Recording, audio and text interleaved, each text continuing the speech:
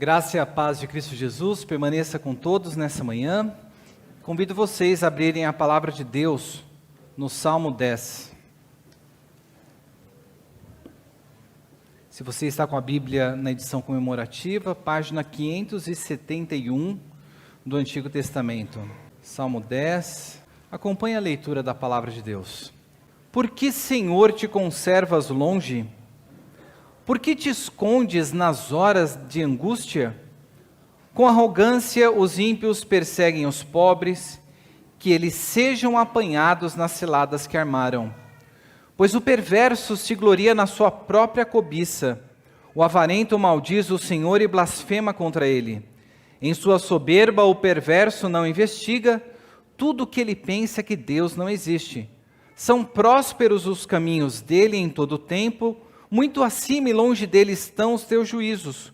Quanto aos teus adversários, eles a todos trata com desprezo.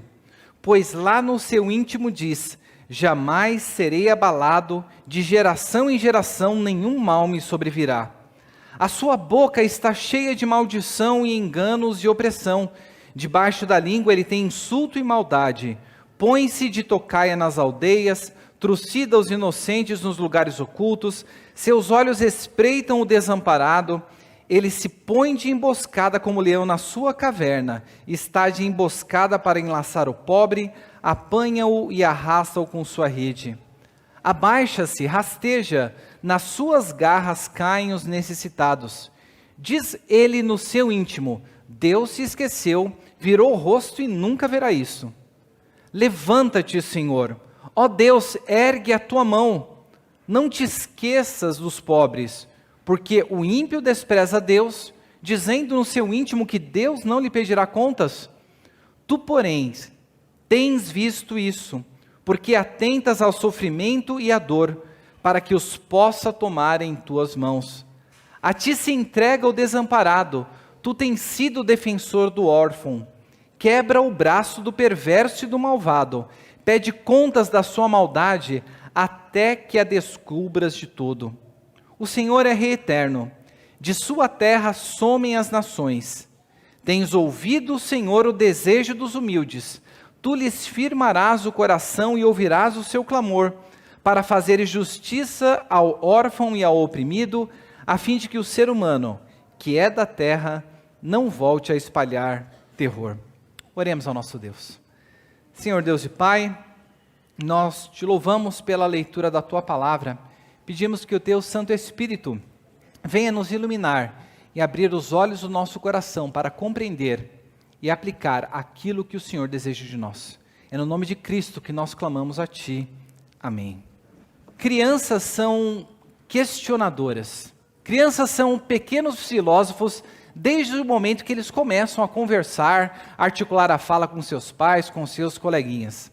Quantas vezes você não foi surpreendido pela pergunta que uma criança te fez e aquela pergunta te deixou sem resposta?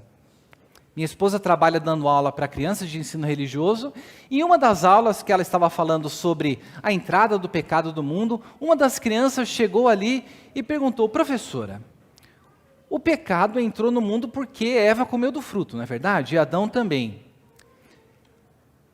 Por que Deus, se Ele sabe de todas as coisas, como a senhora falou, Ele conhece de tudo, por que Deus colocou uma árvore ali no meio do jardim?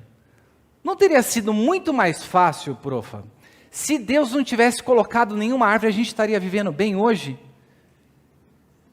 Quando a gente para observar uma pergunta dessa, quantas vezes nós não fazemos essa mesma pergunta?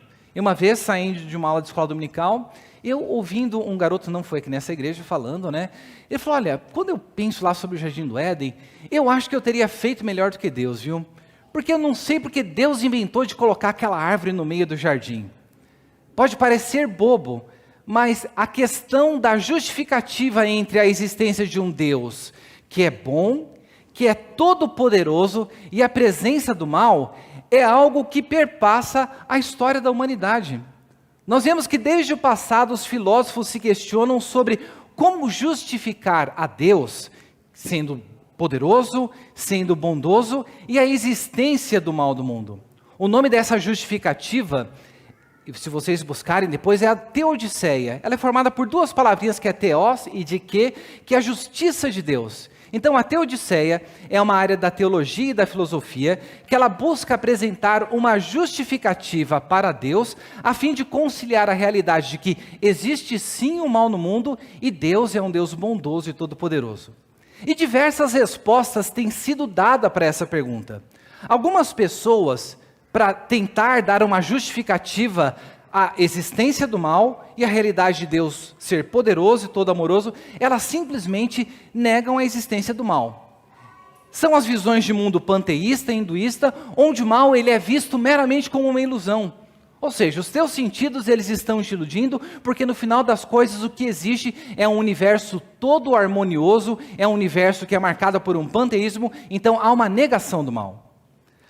Há outras pessoas que para dar justificativa a essas respostas, elas dizem o seguinte: olha, no final das contas Deus não existe. A única coisa que existe é um universo impessoal, um universo de causa e efeito, não há Deus no final das contas, e no final de tudo, cada um vai buscar a sua própria resposta para a realidade da absurdidade da vida.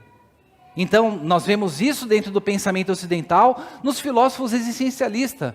Depois do período da Segunda Grande Guerra Mundial, nós vemos que as esperanças da humanidade, na capacidade do homem de trazer solução para os seus problemas, ela cai por terra, e ali o homem, por meio dessa filosofia existencialista, busca dar um sentido à sua própria existência, porque no final das contas, Deus não existe e não existe sentido nenhum. Mas dentro da tradição judaico-cristã, nós encontramos também pessoas que buscam dar uma resposta para isso, não negando a realidade do mal, não negando a existência de Deus, mas negando algo a respeito do nosso Deus, negando alguns atributos do nosso Deus. Se vocês olharem para a história do pensamento ocidental, você vai notar que houve em determinado momento pessoas que disseram o seguinte: Deus ele existe o mal no mundo, mas Deus ele é como um grande relojoeiro, que ele construiu aquela máquina complexa, aquela máquina bela, deu corda nela, deixou ela funcionando e se afastou do universo. Essa visão era a visão deísta, pessoas que afirmavam a existência de Deus, mas um Deus que não era imanente, era um Deus completamente transcendente que não se envolvia com as ações humanas. Então o deísmo foi uma tentativa de uma resposta para a realidade do mal, negando a imanência de Deus. Mais recentemente, houve teólogos também que buscaram resolver esse problema, não negando a imanência de Deus, mas negando a própria onisciência de Deus, dizendo que o nosso Deus, por ser um Deus amoroso, e um Deus que busca estabelecer relacionamentos verdadeiros com os seres humanos, o que Deus fez? Deus ele abriu mão de conhecer o futuro, e ele vai juntamente com os seres humanos construindo este conhecimento. Então Deus ele não é um Deus que é onisciente, não é um Deus que conhece o futuro, mas ele nos convida para juntos com ele construirmos e estabelecermos este seu reino. Essa visão ficou conhecida como teísmo aberto. E se você quiser conhecer mais sobre isso, depois você pergunta para o reverendo Luiz, que concluiu seu mestrado, teve a formatura lá no Andrew Jumper essa semana, que trabalhou sobre este assunto. Essas foram respostas que a humanidade buscou dar para tudo isso, mas quando nós olhamos para as Escrituras, nós vemos que nenhuma delas se adequa à realidade do que a palavra de Deus nos diz sobre nós, sobre o mundo e sobre Deus. Mas e você? Como que você age diante da realidade da existência do mal no mundo? Como que você age diante das injustiças que nós percebemos existentes dentro da realidade, e como que você concilia essas coisas com a existência de um Deus que é um Deus todo-poderoso e um Deus amoroso? Nós veremos aqui no Salmo 10, que é uma oração que é feita a Deus por conta da realidade dessa opressão que é colocada sobre o pobre, sobre o desamparado, sobre aquele que não tem com que se defender. Nós vemos que nós devemos, diante da realidade do mal no mundo e do Deus a quem nós conhecemos, orar a Deus, clamar a Deus por justiça, sabendo que o nosso Deus reina, sabendo que o nosso Deus, ele atenta para a situação do seu povo, ainda que pareça que o ímpio prevaleça e que Deus está longe de nós. É isso que nós veremos aqui nesta manhã. E em primeiro lugar, Davi ele começa colocando uma pergunta que eu tenho certeza que você em algum momento já fez na sua vida. Pare para pensar. Olhe para as absurdidades do mundo. Olhe para as maldades que são feitas contra pessoas inocentes, contra cristãos que estão sendo perseguidos, quanto pessoas e povos que passaram por um extermínio da sua raça. Veja a pergunta que Davi coloca: por que, Senhor, te conservas longe? Por que te esconde nas horas da angústia? Davi ele coloca uma pergunta que nós realizamos no nosso dia a dia. E a primeira coisa que nós devemos fazer nesta oração, nesse clamor nosso a Deus por justiça, nós precisamos clamar a Deus por justiça. Nós precisamos orar ao nosso Deus, mesmo quando Ele parece estar longe de nós. Veja, esta é uma percepção. O salmista ele está derramando o seu coração diante de Deus, e diante de Davi, Davi percebe que existe angústia no mundo, que existe um Deus, mas que esse Deus parece se conservar longe e se esconder diante dessa injustiça. Não é dessa maneira que nós muitas vezes pensamos. Nós olhamos para a realidade à nossa volta e vemos como que tanta corrupção pode existir dentro do nosso país, como que tanta maldade, tanta crueldade realizadas contra homens, mulheres e crianças, contra desamparados. Como essas coisas podem acontecer e as pessoas ficarem imunes a tudo isso? Mas sabe o que é mais impressionante nessa pergunta que Davi nos coloca? Este salmo é a palavra de Deus, não é verdade?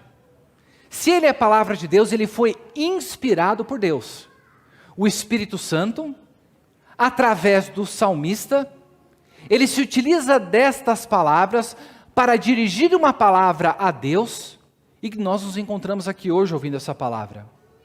Isso daqui nos mostra que mesmo quando eu e você achamos que Deus está longe, que Deus está com o seu rosto escondido, Deus ele está agindo através do seu Espírito Santo em nós, como ele agiu em Davi, ao ponto de Davi chegar diante da presença de Deus e dizer: por que, Senhor, te conservas longe?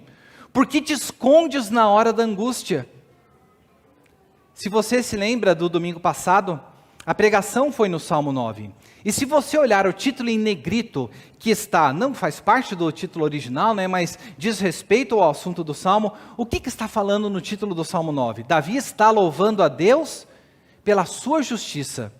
Veja o que Davi fala no verso 10 do Salmo 9. Em ti, pois, confiam os que conhecem o teu nome, porque tu, Senhor, não desampara os que te buscam. Então Davi está afirmando: olha, o Senhor não desampara aqueles que te buscam.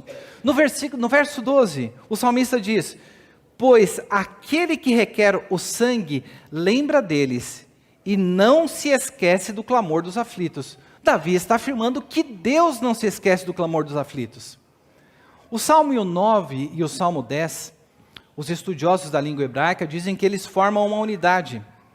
É um salmo onde nós vemos inicialmente Davi louvando a Deus pela sua justiça, mas no Salmo 10, Davi vem aqui justamente questionar a Deus diante da realidade da injustiça presente no mundo diante dos desamparados. O nosso Deus, ele não nos deixa sem resposta.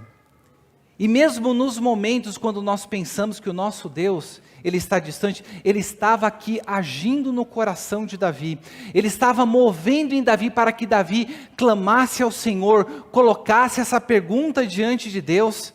E nós hoje, que temos a revelação completa, nós podemos ter a resposta que Deus, ele nem se conserva longe, e Deus, ele não se esconde do seu povo nas horas de angústia.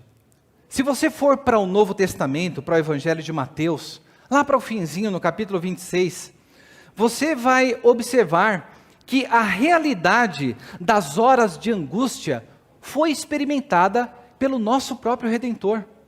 Jesus Cristo, quando ele se encontrava no jardim do Getsemane, ele dirige a palavra aos seus discípulos e ele diz: a minha alma está triste até a morte, fiquem e vigiem comigo. Quando ele estava lá na cruz, se escureceu, e quais foram as palavras que Jesus Cristo direcionou a Deus? Eli, Eli, lema sabachthani, Deus meu, por que me desamparastes? Na cruz do Calvário, Jesus Cristo expressou o sentimento de se sentir afastado de Deus. Meu Deus, por que tu me desamparastes? Mas nós vemos que a história da redenção, ela não está completa sem a ressurreição de Cristo Jesus.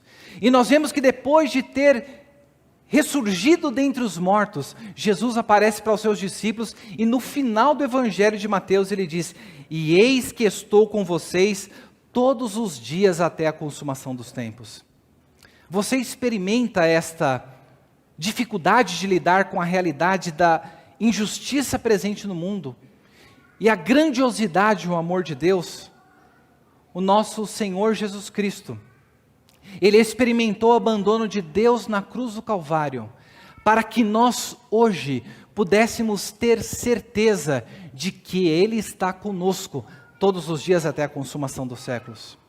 Que mesmo quando parece que Deus está longe, nós não devemos pensar como os ímpios, mas devemos voltar a nossa mentalidade para Deus e saber que Deus nos deu o seu Filho, e esse seu Filho está conosco. Deus nos deu o seu Santo Espírito, que intercede por nós. Diante da realidade da injustiça, a nossa tendência é de tentar fazer justiça com as próprias mãos. Diante da realidade da injustiça, a nossa tendência é buscar socorro em alguma coisa terrena como sistemas políticos. Mas a primeira coisa que Davi faz aqui, ele clama a Deus, mesmo quando Deus parece estar longe. Você tem direcionado essas perguntas difíceis para nós, mais fáceis para Deus? Você tem se derramado diante da presença do Senhor e clamado: por que, Senhor, te conservas longe? Por que te escondes na hora da angústia? Porque nessa manhã a palavra de Deus nos lembra que quando nós olhamos para a redenção, ainda que pareça longe, o nosso Deus está conosco por meio do seu Filho, por meio do seu Santo Espírito, e é nisso que a nossa esperança deve estar fundamentada. Mas o salmista aqui na sequência, ele vai falar a respeito do ímpio. Ele vai falar a respeito de absurdidades que são realizadas, pessoas que perpetram a injustiça no mundo, e ele vem aqui a nos chamar a atenção, e nós vemos dentro da palavra de Deus, que nós devemos clamar a Deus por justiça, mesmo quando o ímpio parece se dar bem. Às vezes a gente pensa que a pergunta mais difícil é por que coisas ruins acontecem para pessoas boas, né? Até livros que falam sobre isso daí. Mas eu creio que a pergunta mais difícil é por que coisas boas acontecem para pessoas ímpias? Por que quando a gente olha para a vida do ímpio, parece que as coisas vão bem para ele? O salmista vem aqui dos versículos 2 até o versículo 11, nos dar um raio-x sobre a figura deste ímpio. E nós vemos que ele vem nos mostrar que o ímpio é aquela pessoa que possui uma disposição na totalidade do seu coração, que ela é avessa e contrária a Deus. E veja, aquilo que nós acreditamos sobre Deus é determinante para com a maneira que nós agimos no mundo. Veja, a sua identidade, aquilo que você pensa a respeito de quem você é, ela está diretamente relacionada com a compreensão que você tem de quem Deus é. A maneira como você se relaciona com as pessoas, ela está relacionada com a compreensão de que você tem de quem Deus é. Veja o que o salmista fala a respeito do ímpio. O ímpio, ele nos mostra aqui no versículo 2, ele é uma pessoa arrogante. Com arrogância, os ímpios perseguem os pobres. E Davi expressa aqui o seu desejo, que eles sejam apanhados nas ciladas que amarram. A pessoa que é ímpia, é uma pessoa que ela tem uma compreensão distorcida a respeito de si mesmo. Ela perde a compreensão de que ela foi um ser criado à imagem e semelhança de Deus, e ela se vê como superior aos seus semelhantes. É isso que Davi está colocando. Com arrogância perseguem aos pobres, por perceberem-se como superiores aos outros, por terem uma visão distorcida de quem eles são. Eles agem dessa maneira.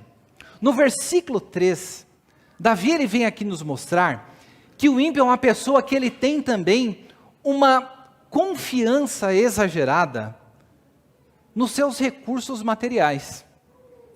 Pois o perverso se gloria na sua própria cobiça, e o avarento maldiz o Senhor e blasfema contra ele. Se em primeiro lugar o ímpio ele confia na sua própria capacidade, ao ponto de ele se ver de maneira arrogante para oprimir, nós vemos que aqui na sequência Davi nos mostra que o ímpio é aquela pessoa que confia nos recursos que ele tem. Veja, quando nós temos uma compreensão equivocada a respeito de Deus, nós passamos a amar mais as coisas que Deus nos dá do que o próprio Criador. E o que o ímpio faz? O ímpio, ele é um avarento, ele amaldiçoa o Senhor, e ele perverso, esse perverso que é o ímpio, ele se gloria na sua própria cobiça. Não é dessa maneira que nós vemos porque muitas atrocidades são realizadas no mundo? Pela arrogância, pela cobiça, mas a maior de todas elas, nós vemos aqui que o salmista nos diz, no versículo 4, em sua soberba o perverso não investiga, tudo o que ele pensa é que Deus não existe. Observe, o ímpio, ele tem uma compreensão equivocada a respeito de Deus. E às vezes nós pensamos que os ateístas são apenas aqueles que negam a existência de Deus. Então eles elaboram argumentos elaborados para negar que Deus existe, mas o que está sendo dito aqui é que na soberba do coração do ímpio, o perverso é alguém que não investiga. Tudo o que ele pensa é que ele não existe. Você já parou para pensar que não se importar com a investigação sobre quem Deus é um traço de impiedade? A impiedade, ela não consiste unicamente na blasfêmia que é proferida contra Deus, mas ela também, ela se evidencia na omissão de fazer aquilo que o ser humano deveria fazer, que é buscar conhecer a Deus, mas em sua soberba, o perverso não investiga em tudo que ele pensa que Deus não existe. Nós precisamos tomar muito cuidado com isso, porque às vezes nós podemos, na nossa vida como cristão, ter uma atitude de impiedade, ou seja, uma atitude de indiferença para com aquilo que diz Deus a respeito de si na sua palavra. E por que o ímpio faz isso? São prósperos seus caminhos, versículo 5, muito acima e longe deles estão os teus juízos, quanto aos seus adversários ele a todos trata com desprezo, e por quê? Versículo 6, pois lá no seu íntimo diz, jamais serei abalado, de geração em geração nenhum mal me sobrevirá. Uma pessoa que não questiona a respeito de Deus, é uma pessoa que ela ignora de que um dia nós daremos conta diante de Deus. O que o ímpio está colocando, ele aposta de que nada acontecerá consigo mesmo, jamais serei abalado, nenhum mal me sobrevirá. E essa distorção, desta compreensão equivocada sobre quem Deus é, sobre quem Ele é, sobre como Ele deve se relacionar com as coisas materiais, é expressa também na maneira como Ele se relaciona com os seus próximos. E Ele se relaciona tanto pela maneira como Ele fala, como pelas coisas que Ele faz contra o seu próximo. Versículo 7, a sua boca está cheia de maldição e enganos, e opressão debaixo da língua dele, tem insulto e maldade. Tudo aquilo que sai da boca dessa pessoa se ocupa unicamente com maldição, engano, opressão, insulto e maldade. Nós vemos isso daqui repetido lá pelo apóstolo Paulo no capítulo 3, quando ele vem falar sobre que todos pecaram e destituídos da glória de Deus estão. E ele vem nos mostrar que esta é a realidade de toda a humanidade decaída. E ele nos mostra que essa maldade expressa na maneira como os ímpios falam, ela se retrata também da maneira opressiva com que eles lidam com o seu próximo. Versículo 8 a 10. Eles se colocam de tocaia, trucidam os inocentes em lugares escuros. Seus olhos espreitam o desamparado. Ele põe de emboscada como leão na caverna, e está de emboscada para enlaçar o pobre. Apanha-o e arrasta-o na sua rede. Abaixa-se e rasteja, nas suas garras caem os necessitados. Veja contra quem essa pessoa se volta: contra os desamparados, contra os pobres e contra os necessitados. E como que eles fazem isso? Eles fazem isso como leão que está à espreita. Eles fazem isso não na clareza do dia, mas eles fazem isso nos lugares ocultos, buscando destruir aqueles que são desamparados, pobres e necessitados. E tudo isso revela a disposição contrária do seu coração, porque no versículo 11 o salmista diz que o ímpio no seu íntimo diz: Deus se esqueceu, virou o rosto e nunca verá isso. É interessante que o salmista fala que esse ateu prático é alguém que não questiona a respeito de Deus, mas lá no fundo ele diz para si: quer saber? Deus ele se esqueceu disso, virou o rosto, ele nunca verá essas coisas. Às vezes quando a gente para olhar para isso, eu tenho certeza que você já deve ter feito uma lista de pessoas ímpias, pessoas que se encaixariam dentro disso, políticos, criminosos, pedófilos, a lista ela aumentaria. Mas o apóstolo Paulo, ele não nos deixa enganado, porque quando ele lá na epístola aos Romanos fala que a ira de Deus se manifesta contra toda a impiedade dos homens, que pela injustiça negam a verdade de que há um Deus, quando ele evidencia também que os judeus negaram ao Senhor, ele lá no capítulo 3 diz, que se conclui, temos nós alguma vantagem? Não de forma nenhuma, porque temos demonstrado que todos, tanto judeus como gregos, estão debaixo do pecado. Sabe o que isso daqui quer dizer? Que isso que o salmista ele está retratando, e depois você pode ler na sua Bíblia lá, em Romanos no capítulo 3, esta é a situação de todo aquele que não tem Cristo Jesus. Esta era a nossa situação antes de termos sido resgatados. E nós precisamos clamar a Deus por justiça, mesmo que pareça que o ímpio está prevalecendo, porque o nosso Deus, nós vemos lá, já aprendemos isso na segunda epístola, no capítulo 3, por que Deus parece tardar na sua vinda? Muitas pessoas dizem isso, né? Não é possível, por que Deus não faz nada? Por que Deus não volta logo e acaba com tudo isso? Mas nós vemos que Deus, em sua misericórdia e em sua longanimidade, Ele não deseja que nenhum se perca, mas que todos cheguem ao arrependimento. E nós precisamos clamar a Deus para que da mesma maneira, como nós quando vivíamos uma vida de impiedade, uma vida cuja disposição do coração era completamente contrária a Deus, da mesma maneira que nós fomos alcançados pela graça, que essas pessoas também possam ser alcançadas pela graça. A resposta de Deus contra a impiedade humana se encontra no seu Filho Jesus Cristo, que veio para morrer, padecer na cruz do Calvário para desfazer as obras do maligno. Clame a Deus quando Ele parece estar longe. Clame a Deus quando parece que o ímpio está prevalecendo. Mas você deve realizar esse clamor crendo que Deus ele está atento à situação do seu povo. Veja a mudança que acontece aqui a partir do versículo 12. O salmista, ele tira os seus olhos do ímpio, ele tira os seus olhos da maldade que há no mundo. Veja, Davi não passa um pano sobre a injustiça que há. Davi ele não negligencia a realidade da maldade, mas depois de fazer tudo isso, Davi clama, levanta-te ó Deus, ergue a mão, não te esqueças do pobre, porque o ímpio despreza Deus, dizendo no seu íntimo, que Deus não lhe pedirá contas? Até aqui parece que Davi está duvidoso ainda. Por que essas coisas acontecem, Deus?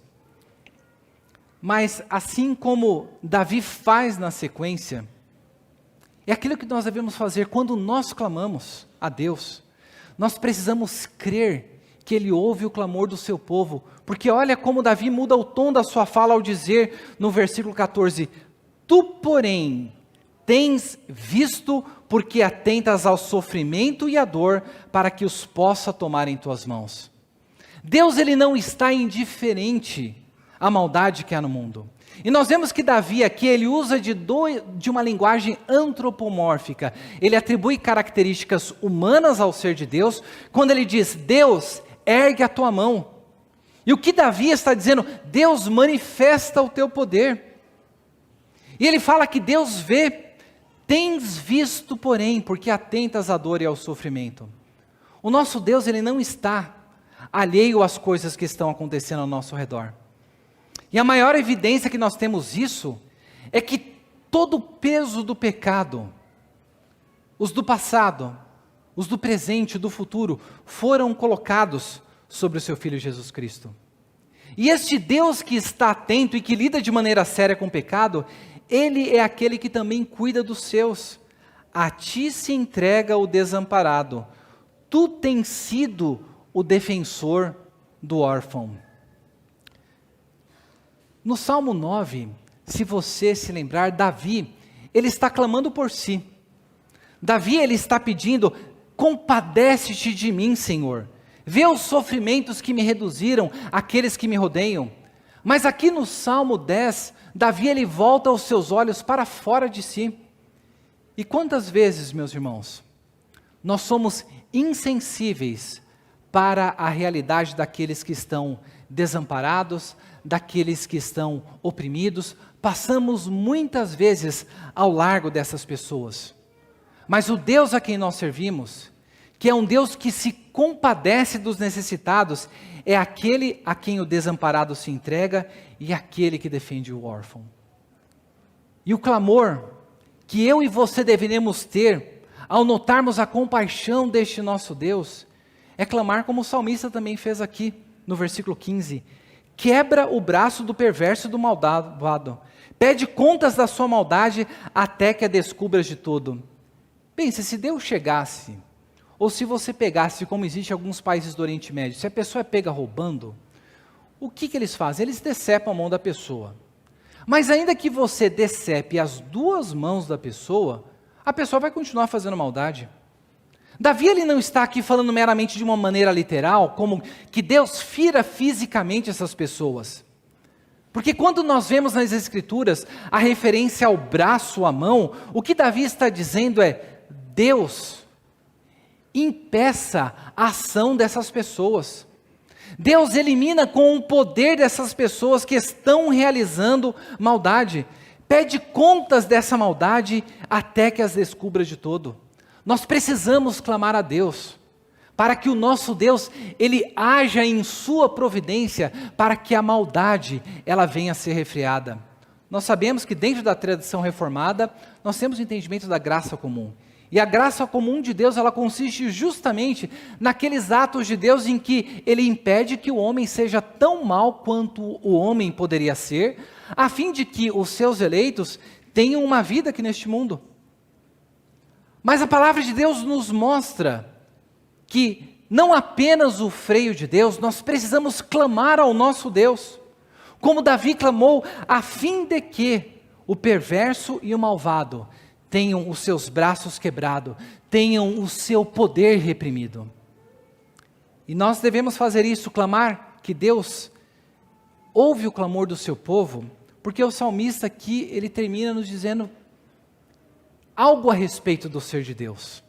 E algo que nós precisamos fazer valer quando nós dobramos os nossos joelhos. Porque nós devemos clamar ao nosso Deus, crendo que em meio à maldade que existe no mundo, em meio à aparente prosperidade do perverso, em meio à aparente demora de Deus responder, o nosso Deus reina eternamente. Nós precisamos nos aproximar de Deus para clamar a Ele, crendo que o nosso Deus reina eternamente. O salmista diz, o Senhor é Rei eterno, da sua terra somem as nações. O Império Egípcio oprimiu o povo de Deus. Agora, volte os seus olhos para o Egito. O que é o Egito hoje? O que é o Egito hoje? País com péssimo saneamento, país marcado por corrupção, um país que, se você for fazer turismo, você tem que tomar cuidado com a água que você bebe naquele local. Então, aquele império marcado por pirâmides, por faraós, por um povo que oprimiu por 400 anos o povo de Deus, é expresso aqui: o Senhor é Rei eterno, o Senhor é aquele que tirou o povo do Egito com mão estendida e com braço forte. Da sua terra somem as nações. As nações são passageiras diante do nosso Deus. Mas sabe o que é o mais consolador para mim e para você? É que esse Deus que reina soberano, Ele tem os seus olhos e os seus ouvidos voltados para nós, para o seu povo. E veja como Ele faz isso. Tens ouvido, Senhor, o desejo dos humildes. Ele não está dizendo aqui, tens ouvido as palavras dos humildes. Nós direcionamos palavras a Deus. Mas Davi, ele tinha um desejo que ele ansiava no seu coração e que ele exprimiu aqui. Olha, que estes ímpios sejam apanhados nas ciladas que eles armam. E Davi está dizendo que o Deus que nos ouve é o Deus que Ele escuta, não apenas as suas palavras, mas é um Deus que Ele escuta o desejo do humilde.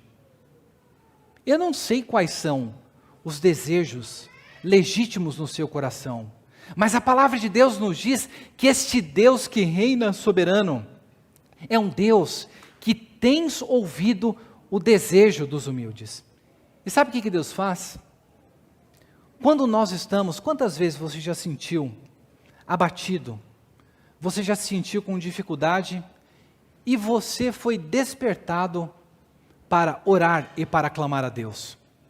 Ou Deus levantou alguém para ir até você e junto com você clamar ao Senhor? Este Deus que escuta os nossos desejos é aquele que faz o seguinte: tu lhes firmarás o coração. O nosso Deus é aquele que Ele firma, é aquele que nos levanta para que nós venhamos confiar no nosso Senhor e venhamos clamar a Ele.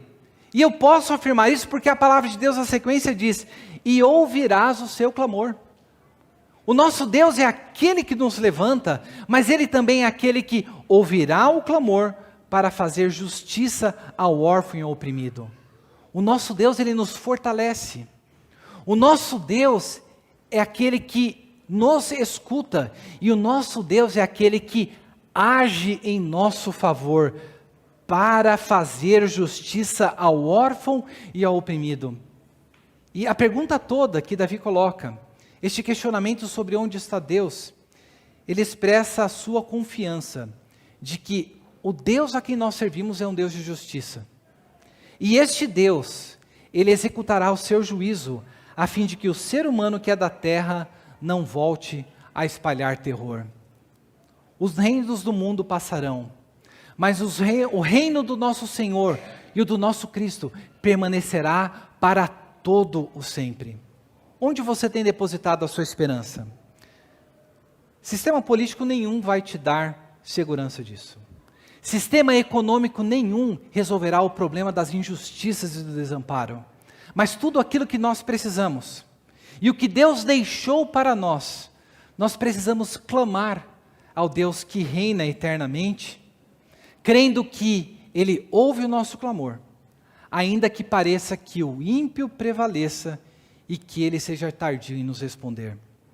Creia que nesta manhã, Deus Ele está aqui ouvindo o desejo do coração do humilde.